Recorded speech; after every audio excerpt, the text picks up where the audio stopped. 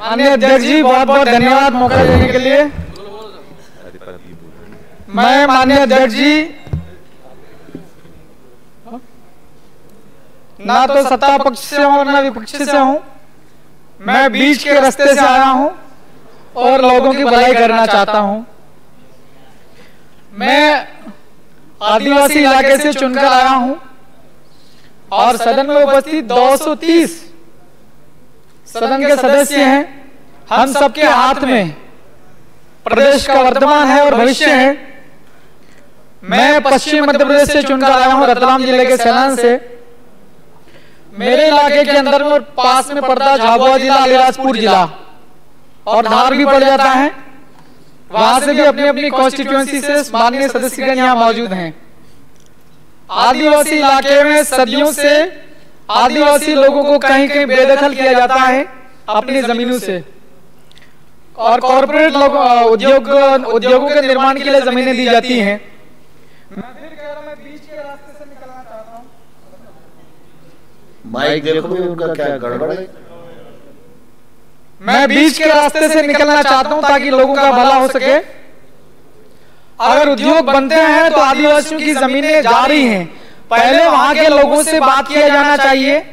उन्हें कहीं ना कहीं उनकी परमानेंट आजीविका सेटल करने के लिए पहले उनका समाधान दिया जाना चाहिए। और मेरा सदस्य होने के नाते यहाँ मुझे अवसर मिल रहा है बात रखने का। तो आदिवासी इलाकों में जो बड़े बड़े डैम बनाए जाते हैं, बड़े बड़े तालाब बनाए जाते हैं, मेरे यहाँ पर मत हैं छोटे डैम बनने चाहिए ताकि लोगों की जो जमीनें हैं वो ज्यादा ना जाए, और छोटे छोटे तालाब बनाए जाए तो उनको गहरा किया जाना चाहिए ताकि आदिवासियों की जमीनें ज्यादा ना डूब क्षेत्र में ज्यादा ना जा सके। और अगर आदिवासियों की जमीनों पर ध्यान न दिया जाए और लगातार विकास की दौड़ में भागा जाए, आदिवासियों की आवाज को सुना न जाए, तो जो अनपढ़ और अकुशल आदिवासी हैं वो अपनी जमीनें चली जाएगी। डैम में जो भी कंस्ट्रक्शन बनता, चाहे 8 लेन रोड बने, चाहे कुछ भी निर्माण कार्य बने, तो ये अनपढ़ और अकुशल आदिवासी जो लोग होते हैं ये नगरों और महानगरों की ओर जाएंगे और भटकेंगे। इन्हें काम मिलेगा नहीं, अकुशल लोगों को काम नहीं मिलता, चाहे छोटे शहर जाओ बड़े शहर जाओ। और आदिवासी इलाकों में एक समस्या है, मैं आपका ध्यान माननीय अध्यक्ष जी महोदय आपके माध्यम से अवगत कराना चाहता हूं। आदिवासी इलाकों में ग्राम वार एक डायरी सिस्टम चलता, अवैध तरीके से शराब बिक्री करने के लिए। इसमें रेवेन्यू जनरेट होता है या ना होता है मुझे इसका आइडिया नहीं, मैं अगली बार स्टडी करके आऊंगा। डायरी के आधार पर शराब की बिक्री होती है, लोग बहुत बिगड़ते हैं साहब। इस पर मंथन होना चाहिए। ये जो माननीय राज्यपाल महोदय का जो अभिभाषण है इसके ऊपर में संशोधन किया जाना चाहिए कि लूपहोल है इसमें। और मेरा तो यहाँ पर कहना चाहता हूं मैं कि आदिवासी इलाकों में शराब पूरी तरीके से बंद हो जाना चाहिए। क्या शराब हम लोग बेच करके रेवेन्यू जनरेट कर पाएंगे? क्या दूसरे बहुत सारे तरीके हैं ये जनरेट करने के। व्यापारी लोग व्यापार करेंगे और रेवेन्यू जनरेट होएगा। आदिवासी इलाकों में शराब पिलवा के लोगों की जिंदगियां बर्बाद हो रही हैं रेवेन्यू जनरेट करने की इस बहाने। और ग्रामीण क्षेत्र की जो स्कूल है वहां की हालत बहुत ज्यादा खराब है। मेरी कॉन्स्टिट्यूएंसी सैलाना पड़ती है, वहां भी हालत खराब है। और पूरी पश्चिम मध्य प्रदेश, रतलाम, झाबुआ, अलीराजपुर, धार, बड़वानी, खरगोन, खंडवा, इधर भी हालत खराब है। स्कूल्स के अंदर कक्षाएं ठीक से संचालित नहीं हो रही हैं।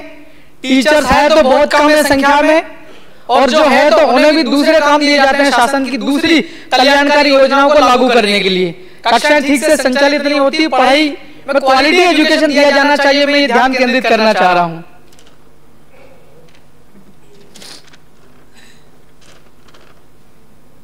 और माननीय अध्यक्ष जी आपके माध्यम से मैं सरकार तक अपनी बात कहना चाहता हूं। अलग अलग बहुत सारे विभाग हैं, अलग अलग मंत्रालयों में बहुत विभागों में हजारों वैकेंसीज, जो विभागों में पद जो है वो खाली पड़े हुए हैं, इन्हें भरा जाए।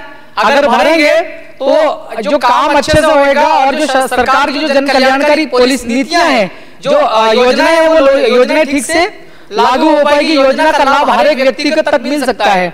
जब हमारे पास में कर्मचारी ही नहीं होंगे तो योजनाओं का क्रियान्वयन कौन करेगा?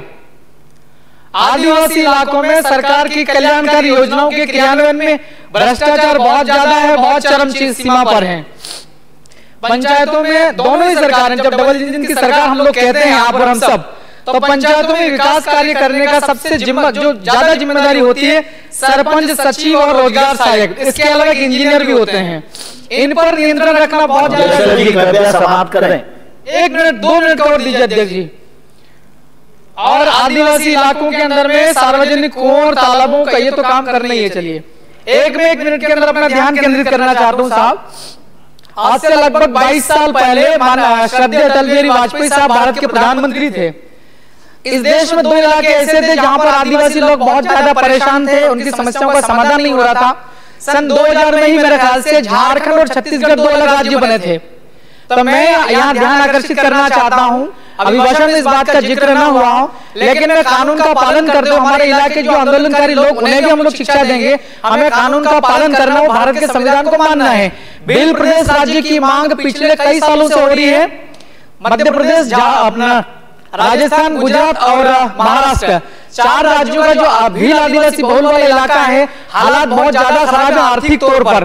तो एक अलग राज्य की मांग पूरे 4 राज्यों के लोग कर रहे हैं, मैं अकेला नहीं कर रहा हूं। तो इसको ऊपर थोड़ा चर्चा और मंथन होना चाहिए। 230 माननीय सदस्यों से मेरा अनुरोध है, अपने दिमाग में इसके ऊपर चर्चा होना चाहिए। अलग राज्य बनने से कोई नुकसान नहीं है भारत के राष्ट्र को। 2000 में झारखंड बना तो भारत को राष्ट्र को कोई नुकसान नहीं हुआ। छत्तीसगढ़ बना, अभी हालात बहुत अच्छे हैं, वहां पर विकास हुआ है। अगर अलग से भील प्रदेश राज्य बनता है तो भारत की राष्ट्रीयता को, एकता को कोई नुकसान नहीं है। एक अलग राज्य बनना चाहिए। बात रखने के लिए मौका दिया और सुना, बहुत बहुत शुक्रिया। श्रीमान महेश परमार जी। धन्यवाद माननीय अध्यक्ष महोदय, आपका हृदय से आभार, क्योंकि आपने मुझे बोलने का अवसर दिया और मैं अपने आप को